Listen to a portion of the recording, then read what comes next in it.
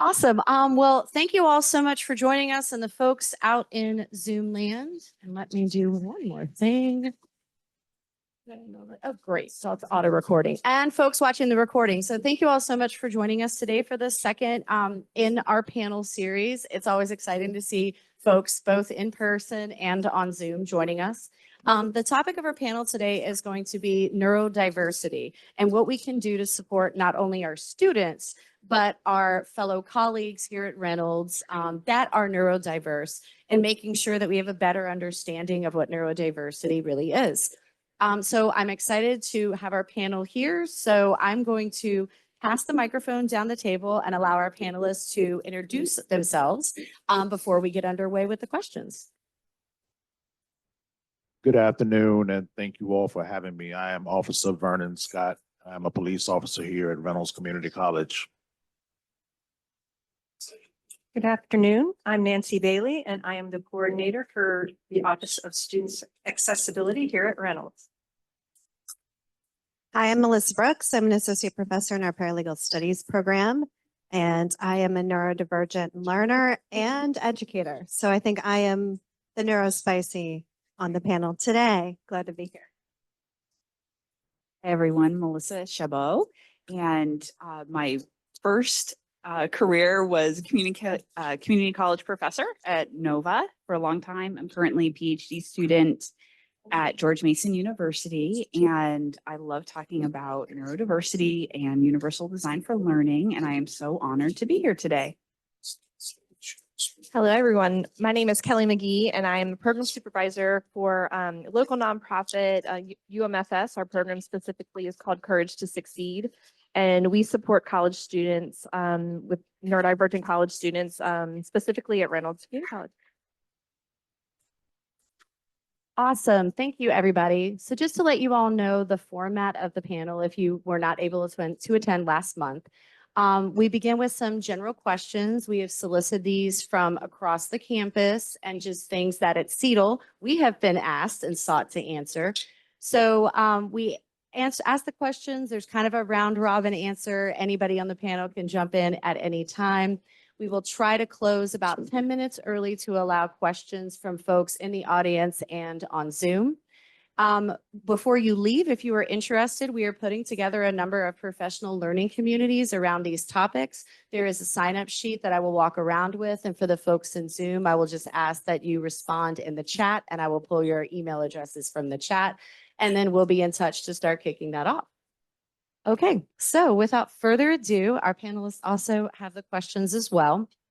But our first question is probably the most popular one that we get in CETL, is how can faculty best support neurodiverse students, both in and out of the classroom? Okay, so I approached this question from both a neurodiverse learner and an educator. So I have 5 bullet points. Should not surprise anybody with the bullet pointedness of my response. But the first is adopting a flexible multimodal teaching approach. And so using visual, auditory, kinesthetic methods is really important to capture all diverse learners, really anybody. I think a lot of us can also say there's times when I'm listening to somebody talk on and my mind goes away, right? And so I would liken that to if that's an understanding that all of us can kind of get on board with, then understanding that that's an accelerated process with perpetuity for somebody with a neurodivergent brain. And so bringing in different elements, different people talking, even if it's you're giving a live lecture, using a video clip so that it triggers my brain to look over here. That's one thing, and the flexibility of the modality. Second is universal design practice in the way that for your pedagogy, and I'm sure I'll let the PhD candidates speak more on that. Also normalizing accommodations. A lot of students come and they don't even know that this has a label. And I wasn't identified as neurodiverse until I was in my 30s. And then all of a sudden my entire life experience made sense. And I was like, oh, okay, yeah, that tracks. But for our students, understanding that there are accommodations, using the language, And then fostering that safe space for their expression to come forward and say, you know, I have a learning difference and this is what I need. A lot of students aren't really supported in asking for accommodations and speaking to advocacy for themselves in the classroom. So if you can, as the teacher, the leader in that classroom, even though you aren't our accommodations person, if you can just create the dialogue so students know it's okay to come and express that, and it's not a problem, they're not seen as an inconvenience, it's not something that you don't know how to handle, but that you'll help them figure it out, is really an awesome first step. Finally, providing structure and clarity. So consistent routines with the way that you organize your class, everything from detailed syllabi, step-by-step instructions, that can really ease our executive functioning. And something I think that's really important for people to understand, that I oftentimes have to explain to people with neurodiversity, is because I think a lot of times people say, well, we're all a little on the spectrum, aren't we? And while I appreciate that, and I know people share that because they're trying to build a connection and an understanding, and that's an empathetic response, I think it's really important for educators specifically to understand that's almost like saying, you know, we all get headaches, don't we? Right? And you're like, yeah, you understand what that means. But then you also know people who suffer from migraines. And it's the same characteristics of a headache, but it's persistent, it's inescapable, and it's enduring. And so if you look at that difference as just a little bit more severe and not something that you can readily remedy or control, then some of these best skills or best practices to accommodate those students become a little bit more important. And finally, relationship building with your students. I share my story openly with my students so that they know that they can come to me both with strategy requests, but also to share their frustrations, and keeping the dialogue so that I don't feel like I'm the captain of the ship in that classroom, but I'm leading from the side with my students. And that includes my neurodivergent students as well. Yeah, thanks. So just to kind of build on what you were saying, Melissa, you know, I think one of the things that changed the most for me was when I started recognizing my role in the classroom as providing an accessible learning experience for all of my students, right? And thinking about how I can make the content even more exciting. And when you look at universal design for learning, you know, you've got engagement. You've probably all seen this, right? There's engagement, there's multiple means of representation, multiple means of assessment. And when it comes to engagement, you know, really letting students know that, you know, your goal is to make the class accessible, that everybody belongs, you know, and I think that that's one of the first things that you can do as an educator, right, is to take ownership of the classroom environment and seek to impact that, right? Like looking for ways to make it a comfortable and welcoming environment. Students can't be ready to learn if they aren't engaged in the material, right? And so, and what I learned through my journey of teaching and learning more about neurodiversity, I got a second master's. My first master's is comm, so the comm professor for a long time. And yeah, see, I have a comm person in the audience. The best major, and there's always. And but then I wanted to learn more about autism because it became personally relevant to me. And as I was learning about how to support my son, I also learned how to support my students even more, right? And so I started seeing my role as an educator as, especially at a community college, as one where like, how can I increase accessibility in my classroom so that I can reach all the learners, you know, that are there. And so for me, I think, you know, you can faculty can support neurodivergent students by having this welcoming environment and approaching teaching as an opportunity to create an accessible space that's open to everybody. And I wanted to make a note because Melissa had talked about accommodations for students. So I saw this statistic recently. It's from 2022 from the National Center of Education Statistics, which has now been disbanded. But what they found was that 37% of students with only 37% of students with disabilities are disclosing those disabilities at colleges. So you have, right, and I would be willing to bet more students are disclosing at private university, right? At a large university, I would be willing to bet that our community colleges, it's just a hypothesis here, probably have a much larger proportion of students who have disabilities, but are for various reasons, whether they aren't able to access testing, whether they, I had a student once say to me, look, my mom has ADHD, my dad has ADHD, I have ADHD. No, I have not had a chance to do accommodations, right?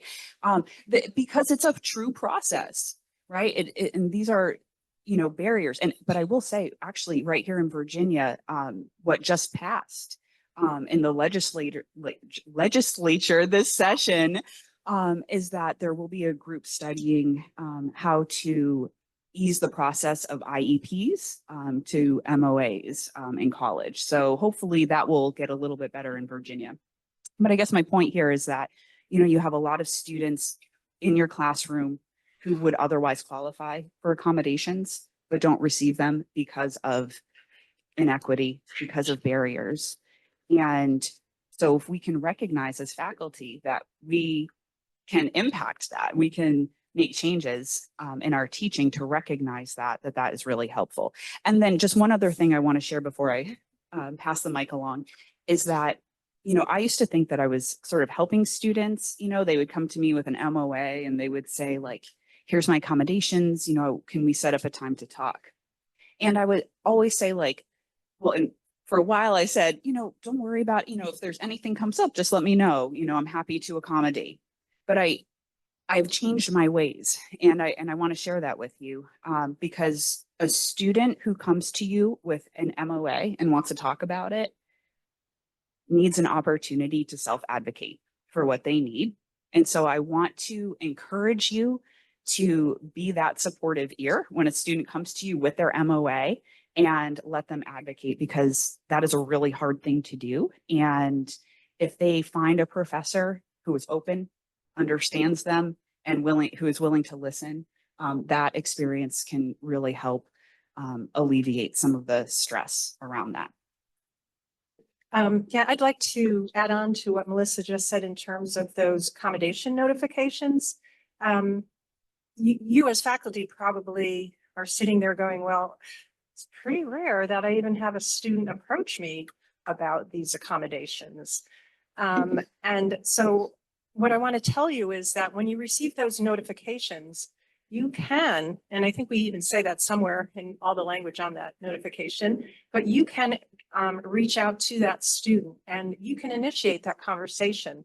When Kelly and I gave a presentation back in January, one of the faculty in the room mentioned that was actually their practice, that they reach out, they'll send an email to that student, or if it's in the classroom, they will reach out to that person, kind of confidentially in person, just say, hey, I got your notification. I'd be more than happy. I'd love to go over those accommodations with you. So it's hard for students to initiate that conversation for a whole variety of reasons, or if it's an online course where there is no connection whatsoever.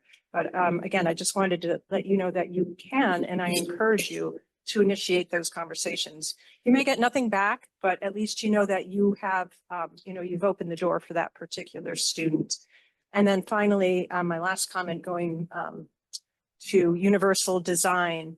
With universal design, guess what? I mean, it really does reduce the need for these special accommodations.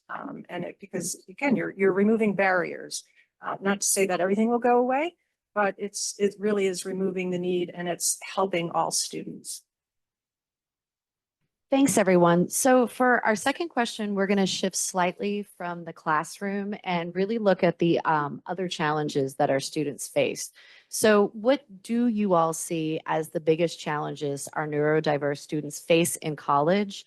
And how can various non-faculty stakeholders, because we have some folks here, as well as faculty across our college, help with these challenges?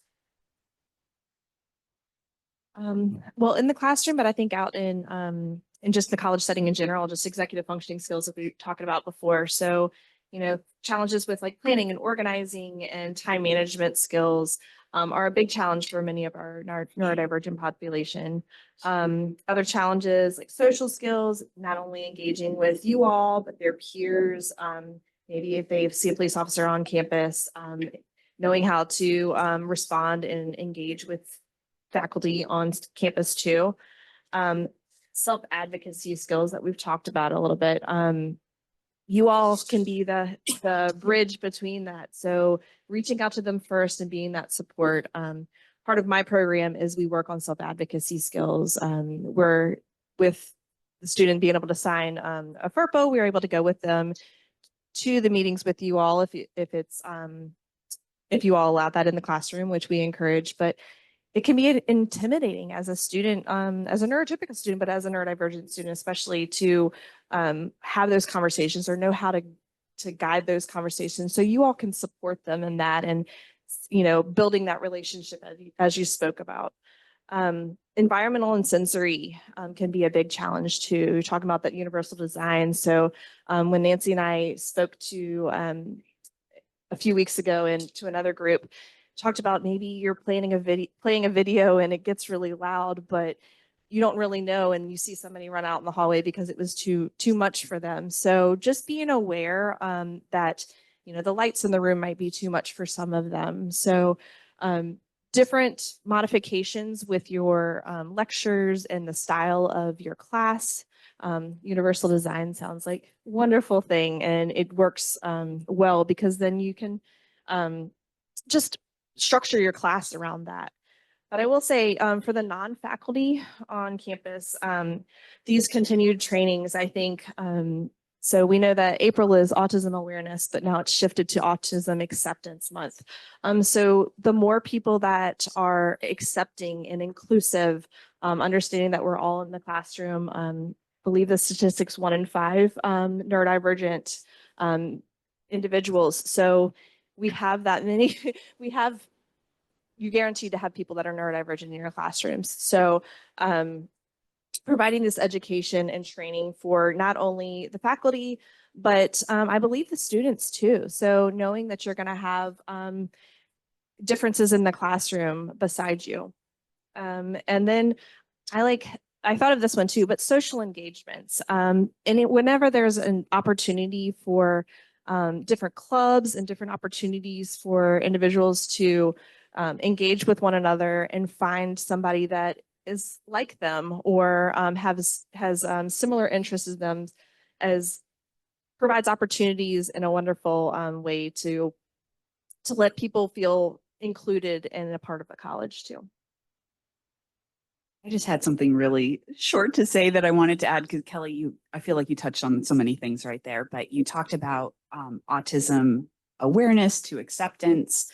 And so I recently saw this meme, and probably a lot of you have seen it too. And so it's like, okay, well, inclusion is making sure that someone has a seat at the table, right? Belonging is believing that they should be there, right? But acceptance, right, is meaning that you're going to make accommodations to make sure they can participate meaningfully. And so that is something that I thought was important to share because, again, we're here at a community college. We are working with learners who, face lots of different things inside and outside of the classroom, and recognizing that neurodivergent differences require an accommodation to make it work is what I think is really important for faculty and also non-faculty, to know about. I would add that, because I know, or maybe I don't know, I'm assuming some of the educators who are listening are like, okay, but what does that mean? Like, what does that look like? What does that, if you're saying that people have sensory issues, which I definitely do, does that mean I have to teach with the lights off? That's not what we're saying. Okay, what we're saying, I automatically, when I go into a room, I'm only flipping one light switch. So I fundamentally teach in an environment that's conducive to my own learning, but I will make the comment of why I'm doing so. And so my students understand. And then I have the relationship with them that they can come to me and I offer them the opportunity to say, if this doesn't work for you either, let me know, in a way that's non-threatening, exclusionary. That's as simple as it gets. And I think sometimes for people who are neurodivergent, or we're not asking you to lower the bar. In fact, that's not what helps us thrive whatsoever. We're actually asking you to clarify where the bar is, hold it steady, and help us while we get there. And so that's a big shift in understanding. And I don't even like using the phrase, because I also am the mother of a neurodivergent child. We don't even call it a learning disability. We call it a learning difference. There's nothing about me that's disabled in my abilities to achieve or thrive or succeed in any environment. I'm going to have strengths and weaknesses just like everybody else, but my brain does work differently, and it's differently from the majority of other people. And that's okay too. And I just need something a little bit different. And generally, because I'm older now and I can advocate for myself, it's not really a problem for people to accommodate me in those ways. It's simplistic things. But for kids or students that aren't familiar with that language, that don't have that toolkit yet, you can be one of those advocacy people that can help them get there. And that's really what the conversation is about. The other thing I wanted to mention too is navigating unspoken social rules. That's hard for us. We're very literal people.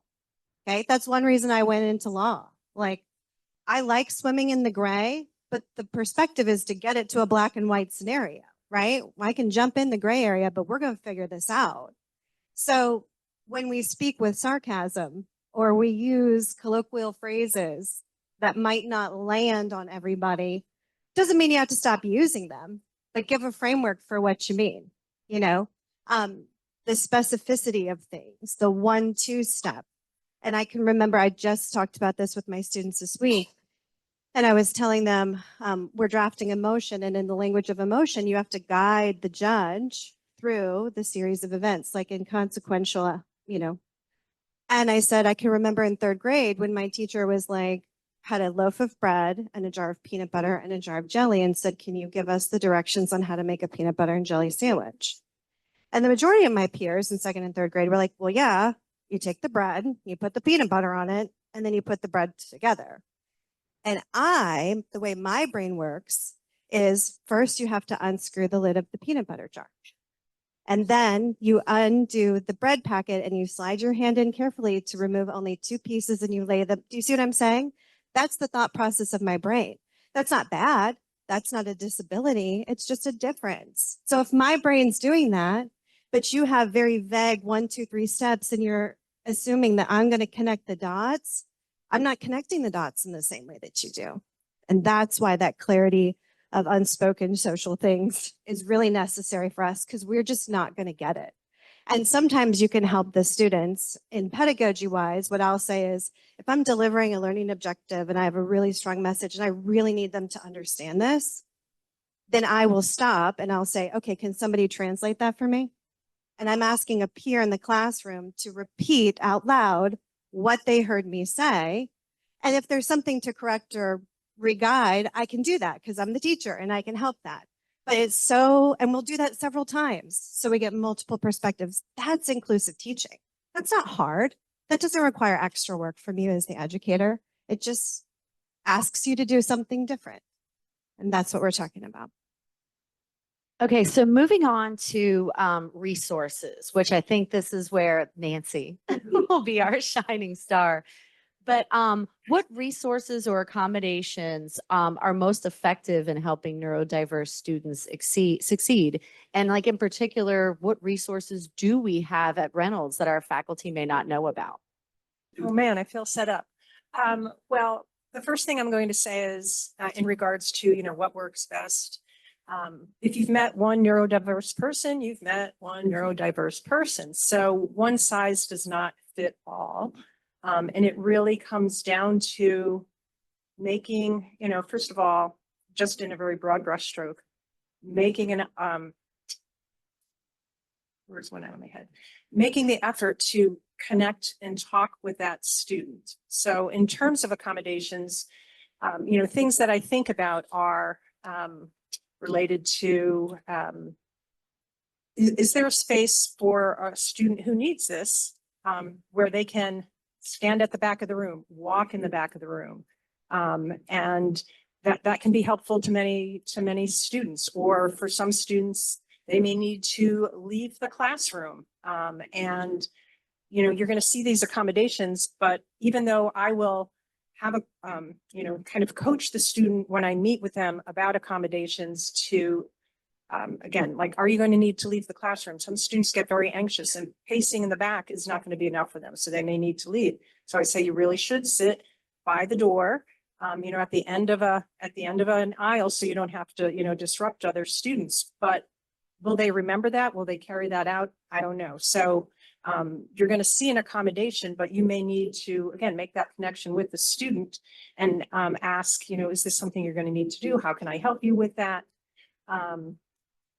If that student does need to leave the classroom, or they're pacing in the background, is there an opportunity for that student to connect with you or get paired up with another student, so that they can catch up on what they missed? You know, how are you going to, again, we talk to the students about their responsibility in that regard, but yet they may need, this is going to be new for them, especially for kids coming right out of high school, where they didn't have to do these things. Things were provided to them. You may have to help coach them as well, because you're seeing those students, you know, once a week, twice a week, 3 times a week. I see a student maybe one time, and then that's all I see them. And realize that we in our offices, we're here as a resource for you, so that if you don't quite understand that particular accommodation that you might be seeing on that sheet, please reach out to us. Other accommodations that I think, again, this comes back to universal design, but are you making course content that is being delivered in the classroom? So any kind of PowerPoints, are you making those available to students as your practice through Canvas? Some faculty, you know, choose not to do that, and I respect that. But you'll see as an accommodation, you know, please make these PowerPoints available. You may also see something notes if available. You're not required to create sets of notes. Some faculty have notes that they use, and they're like, yeah, I'd be more than happy to share with that student. Again, I'm encouraging you, don't just provide it to the student as an accommodation, make it available to all students, because it's just good teaching. Let's see what else. You know, we talk about extended time on tests, quiet location. That is helpful, you know, for, again, that's an accommodation for many of our students. I view Kelly as a resource, even though she has a, you know, it's a program, it's separate from Reynolds, and students, you know, get connected with her and become part of her program.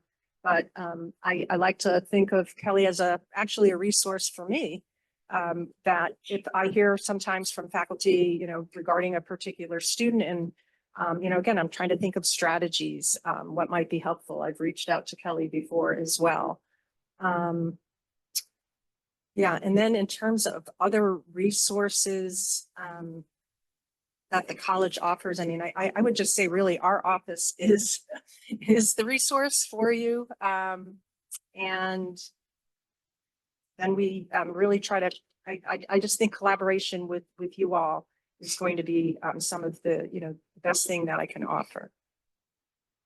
So not only the Zoom lectures being available, some of our students have the accommodation of voice recording in the lectures. And this can be really helpful because many of our students have processing delays, so they can go back and listen to them. Maybe they can't follow along and write notes as quickly. So if they have the option to go back and listen to them later on, that can be very helpful as well. I will also say y'all's wonderful tutoring services that you have at Reynolds is a good resource for many of our students.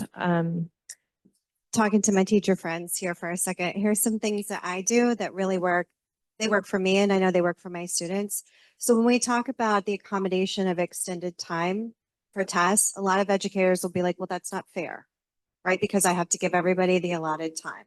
So what I have done proactively, because I know students don't identify, is that I've streamlined the content that I'm assessing. First of all, I've completely upended the way that I test, quote unquote, or assess. So I'm not doing multiple choice questions and stuff ad nauseum for 50 pages to try to understand if they can evidence their competency to me. That's a different issue. But in terms of extended time, I do have like in my legal research, they have to do a timed research thing. And I know that it's going to cause them stress and anxiety. So I talk about it and I'll say, okay, so today we're doing our rapid research exercise. It is time. It is timed. And I understand that that's going to drum up in you some anxiousness and worry. So let's talk about what are some strategies while you're working through that anxiousness. And then the way that I've actually set it up, I haven't set it up for them to fail. So I know that a typical neurotypical person can solve this problem in 30 minutes. So I give my students 90 minutes. All of the students get 90 minutes. So if you finish in 30, great job. If you also finish it in 58, okay. And you both got it right, that's the point.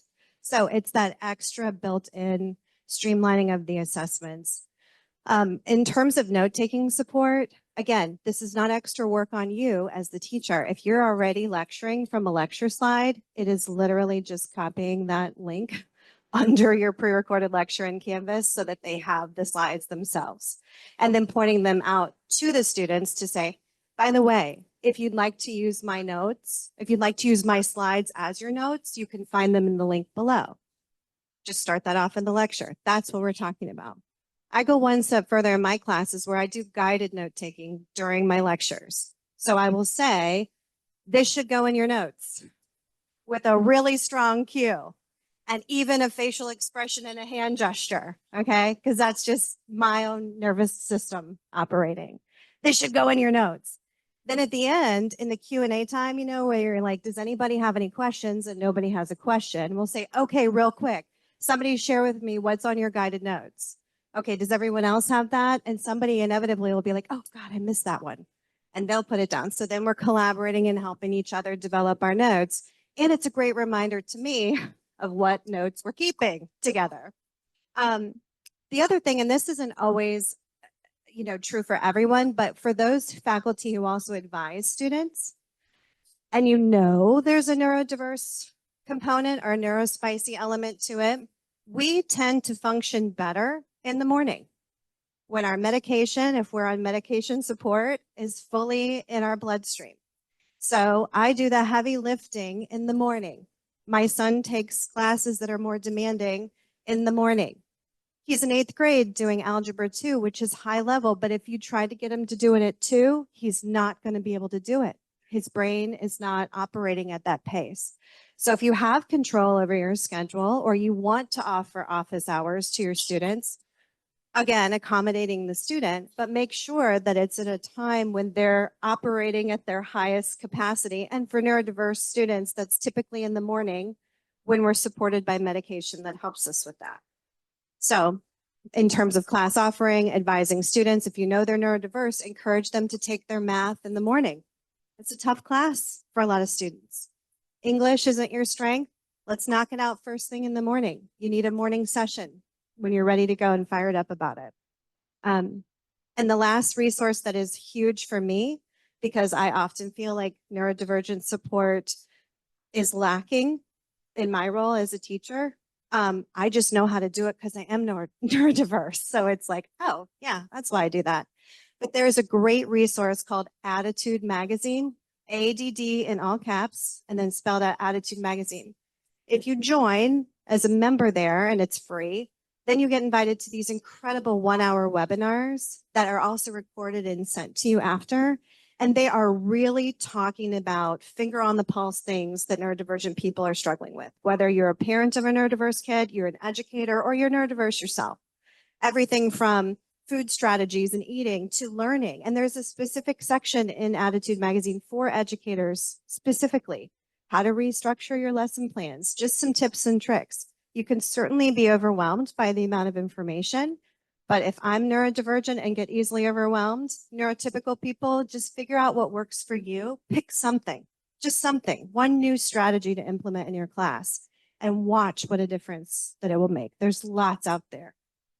Melissa, I love how you said just pick one thing, right? Just like pick one thing and try to institute that. So like maybe after today, that'll be hopefully everyone watching and in here will have at least one good idea. I wanted to just add a couple of points. I think, in terms of like resources, accommodations, like how can we really support not just our neurodiverse students, but all the students in our classroom, having been, teaching for a long time, I supervised classes.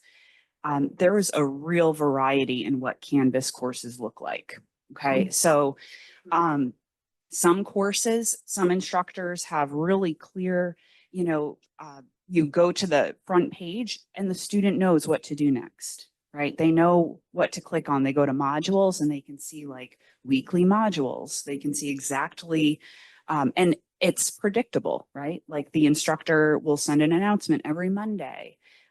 They will have assignments that have due dates already in Canvas so that it pops up as like, here's on your to-do list. And I can't express how important this kind of standardization and thoughtful, intentional design of your Canvas course really makes for all the students in your classroom, right? Talk about reducing unknowns. Your Canvas course can be a place for all that. And then the other point that I wanted to make, I don't think it's come up so far, is that generative AI is your friend. And as an instructor, right, if you can ask, I love ChatGPT personally, right? My good friend Chat gives me some of the best ideas.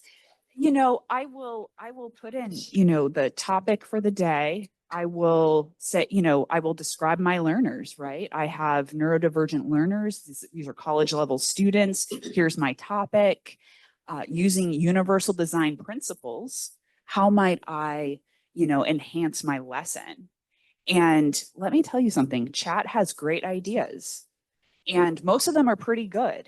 And so I think that, you can go to Chat GPT, right? Or Copilot or Magic School AI and get these ideas. You can ask what types of accommodations, right? Like I've got learners in my class who struggle with attention, right? You can ask Chat GPT what some of those strategies are. So you don't even have to try to remember everything. And which I think is really important.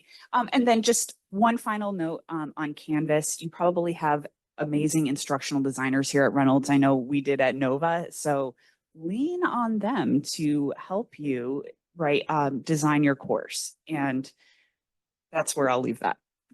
One last thing on Canvas, I thank you for bringing that up. I had a note here.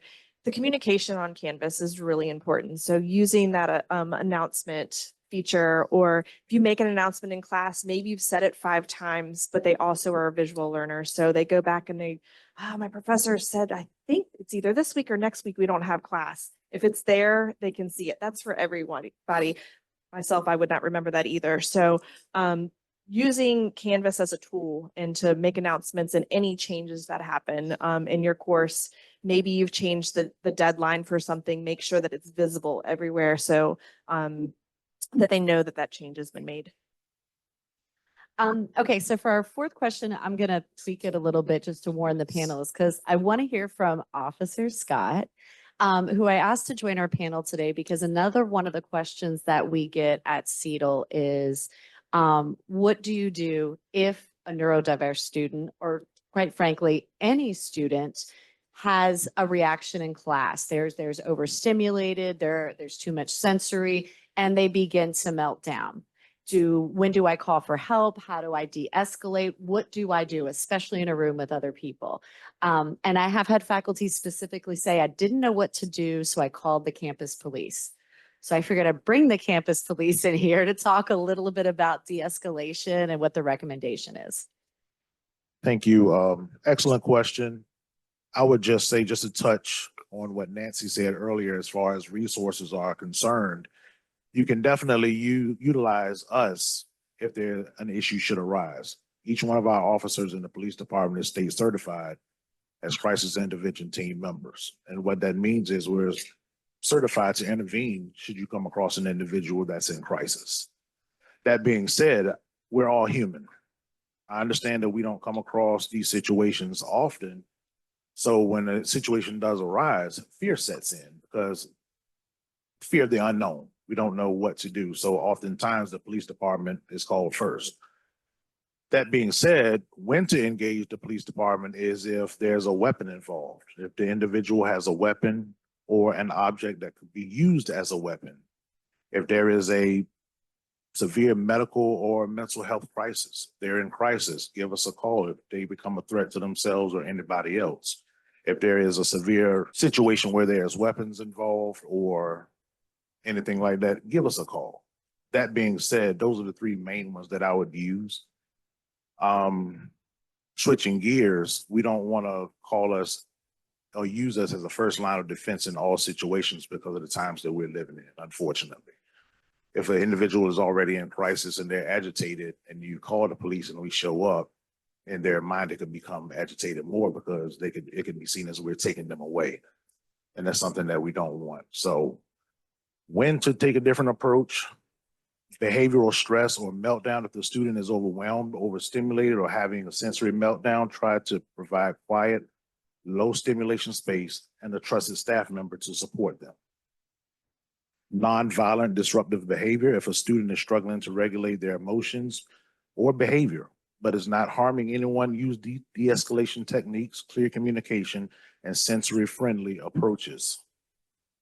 Anxiety, withdrawal, or emotional outbursts. Instead of involving police, connect with campus mental health services, disability services, or a counselor familiar with neurodiversity. Yeah, and what I just want to jump in here to say is that, again, unfortunately, at the community college, in Virginia, the VCCS, there are no mental health counselors. Even here at Reynolds, sadly, there are limited, very few, maybe one or two of us who would have the counseling degree. And, again, our roles are not to serve as counselors. So, it's not a resource that we can, that the college really can offer, so that if you're seeing someone in the classroom, there's that student in front of you and they're agitated, they're having a meltdown, they're having an outburst. You are that first line of defense, right? And so then, I think I think this would be a great topic, in training for faculty, which is, dealing with, de-escalating or crisis intervention, whatever. But you're going to have to be that person in the classroom. Okay, here's this person, this student in need, and how are you going to reach that student, bring them to a quiet place, and then your classroom is left behind. Always thinking of what would my plan be in that situation. You can reach out to me in the Office of Student Accommodations. I am a counselor by training. However, I'm just here at the Parham Road campus, downtown. And I would say student support services might be the office to call if you have that student in front of you, right? And okay, I've calmed them down, but now they're crying. Now they're just kind of like, I can't really speak for Dr. Kurt Smith in his area, but to me, that would be the place to go. Kristen Holt is a counselor. But I think it is something that as a college, we really need to think of what is that plan, not just kind of winging it. So, perhaps academic side of the house and student affairs, I think it really is a topic that should be addressed. And just to add to it, training is key. There can never be enough training. Outside of this department, outside of Reynolds, you can always reach out to the Community Services Board, the Virginia Department of Behavioral Health, even VCU, and inquire about courses and recognizing these issues that we come across. I guess I just had a procedural question because I've never really thought about it in my 5 years here. If a student is having a mental health crisis, just as someone having a medical crisis, right? The response would be to call you all, right? And then if Richmond Behavioral Health or Henrico, whatever needed to be called in to support that student, that would be a call that your office would make as well. I just wanted to add one seemingly very important point to me personally. What the officer said about for you with your neurotypical brain, it is so incredibly important for you to assess the situation first, if this is truly a safety issue. So per the definition of safety, if there's a weapon or you feel threatened physically. Otherwise, I really need you to hear and know that majority of the time, right? We're talking about rare situations here where you have to get somebody else involved. Majority of the time, that's just our bodily response to feeling overwhelmed. Okay. It is just a nervous system reaction. It's not really danger or threat. So these are not bad people. They're having a hard time. And that's really important for you to understand. And that might trigger in you a sense of insecurity, of uncomfortableness. And we get it. We feel uncomfortable too. It's not pleasant to have a meltdown because your system is sensory overloaded. And not knowing when that's going to happen is embarrassing and difficult for us to manage as well. So to be an advocate and a supporter, assess the threat, because we don't feel like we're the threat. Okay. We're just having a hard time. Assess the threat, keep yourself safe, keep us safe, but then also create the space for us to self-regulate and bring our nervous. It's a biological response. It's not a choice. It's a biological response, not a choice to just be a jerk. So I wanted to, and make sure that the behavior truly is a threat to safety and it's not just different or uncomfortable. So in the interest of time, I want to move on to questions from our audience. And I see Professor Stur just sitting, he's switching. Preface by saying I really want to create space for people to ask real questions to a neurodiverse person. There's nothing awkward, weird, offhand, off topic, wrong to ask, because you can't ask your students, but you can ask me, and I'm willing to take that, okay? Thank you, Melissa. So, yes. Thank you very much, Professor Brooks. I think there's an area that I've experienced with my neurodivergent students that is somewhere in between crisis on the one end and accommodation on the other. And I would call it maybe disruption. I've seen in some of my students on the autism spectrum a need to comment or say something, express something. And I don't have a problem with that. That's an easy accommodation. It's fine. I don't consider that disruption. I had one semester, and I recognize this is one semester out of my career, where I had 4 students in a class on the autism spectrum. We travel in packs. One was compelled to comment frequently. Another, I suspect Kelly may have, your organization may have been involved, was getting counseling on social behaviors and felt compelled to correct the other student's behavior. The other 2 were advocates and would then get angry at the second student for correcting. It was remarkable. And at some point, I felt I just have to build 15 to 20 minutes of disruption time into my class because I don't know how to handle this. I'm certainly not calling Officer Scott. This isn't that kind of crisis, but it was every class. How could I better handle some situations like that? Or when I'm pressed for time, and that student who has to ask the question or make the comment every time, can I say to them, look, I understand, can you write it down and save it for something like that? How do I handle those kinds of disruptions? Yes, conversations. Say, I love what you're saying. Let's talk after class, and then have those conversations with each of them. I see you. You are advocating for this person because you feel like they're silencing the other person, and each person have a conversation with, and it might be multiple conversations with them because it might not stick the first time. And you can say, wow, you really improved from last class. I still see it a little bit. So maybe next time, we're going to minimize it a little bit more. So just have conversations with them after class in a safe environment, not in front of the whole class. And I will just add, Chat GPT is your friend here. So honestly, if you encounter these situations, see what chat says. And chat will probably tell you, have this conversation. Would you like a script? Right. And I think that, you know, you'll probably get a suggestion like saying, like, and because this is actually happening right now in one of my classes. And so I have a student who has so much to say. And I have to be honest, it's good stuff. I mean, it's truly insightful, but he sucks up all the air in the room, right? Because he has something to say all the time. And so it's a conversation of like, you have so much to say and it really is insightful and helpful. However, we need to create space for other students in the room, right? And so how can we do that? So inviting that conversation. But again, we are in an era of generative AI and it can be really helpful even for navigating some of the social aspects. So practical application, David, for your students, is this in person or online? It was in person.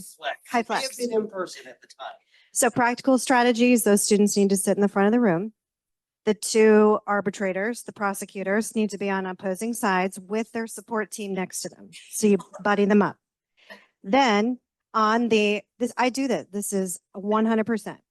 Then, so let's say Rick is the one who's like keeping you to task all the time, right? In my conversation, if I'm saying I'm teaching something, I'll be like, keep me honest, Rick.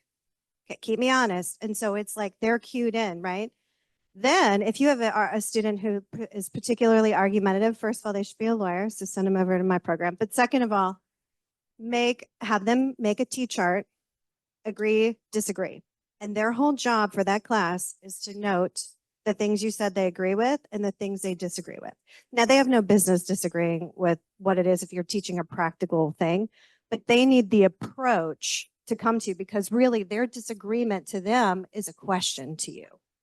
And so it's like, okay, if we have ongoing stuff and then that time comes, whether you have Rick after, you can afford him 5 extra minutes, it comes in an email because he needs to practice writing it or whatever. And then Rick can become a leader. That's the irony of this. You can elevate your neurodivergent students to become leaders in the classroom and give them very specific tasks to performative reasons, and they will rise. They will rise. So what that says to me is that he wasn't busy enough with his brain. He's got a Ferrari brain and bicycle brakes. So you have to learn how to drive a fast car because we don't have other brakes. So I just have to learn how to drive my fast car.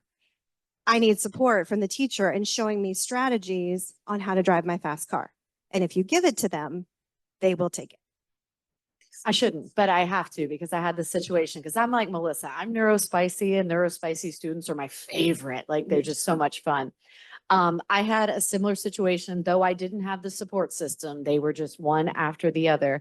And when I talked to the student who constantly needed to intervene and give the opinion, they really had no concept that it was disruptive, that they were speaking as long as they were. In their head, the comment was 5 or 10 seconds when it was 5 or 10 minutes. So I asked them and they were like, honestly, if you could let me know somehow silently that I'm doing that, I will stop. The student happened to be a soccer fanatic. So I literally went and bought index cards like the soccer game. And I know a red card is whatever, you're in trouble, and a yellow. And for that class, I kept them in my pocket. And it was a big class. It was like a Spanish literature course. And when he would go, I just would walk over really kind of quickly and just set it down and then just keep, because we walk and we pace. And he knew. He was like, oh, okay, well, I'll let somebody else speak. And that's always what he said. I'll let somebody else speak now. And then we would go on. So, I mean, just little things like that. But I think the most important thing I learned from that situation was he didn't have the awareness of what the impact was on all the other learners in the class, and then felt bad. And I didn't want him to feel bad. I just wanted us to work through the solution. Great. Yeah. Great question. Anybody else here, or I'm trying to monitor the Zoom folks. Hello. I do have a quick question, actually.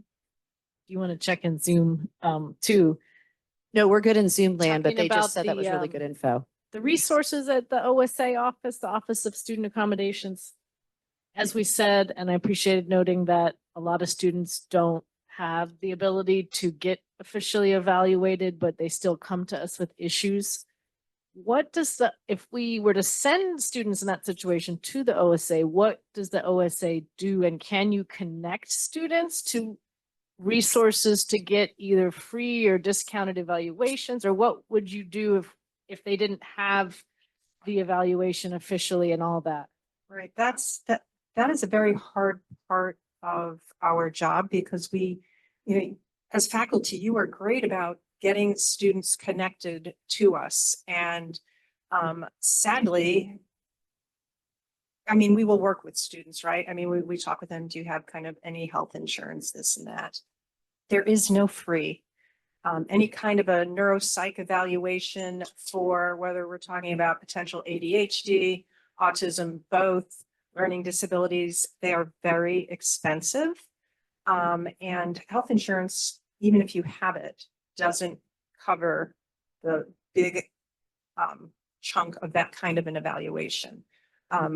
We created, did some research and digging. We've got a list of resources within the community. We've got a couple that would be sliding scale, but honestly, for many of our students, as we know, they have nothing extra. So even if sliding scale would be, and I'm just making this up, $50 a session, and it's going to be 3 sessions, 4 sessions, 1 long session, still a couple $100s is beyond the means of our, for the many of our students. So it is an equity issue. Yeah, so I don't have a good answer. And then what I see happen is that there are a good number of students who apply for accommodations, come and speak with us, and they don't have the resources. So, again, we try to connect them to campus, supports, like if they need to learn how to be a learner, if they need to learn how to manage their time, if they need that content area. I will talk with students too, as well as, again, if they're struggling with some of those executive functioning skills, to help them try to, plan their semester or look at their schedule and things like that. But so the OSA can give advice to students even if they don't have an official evaluation. yes, You yeah, can I mean, give we at will least definitely, some support. yes. Yeah. Okay.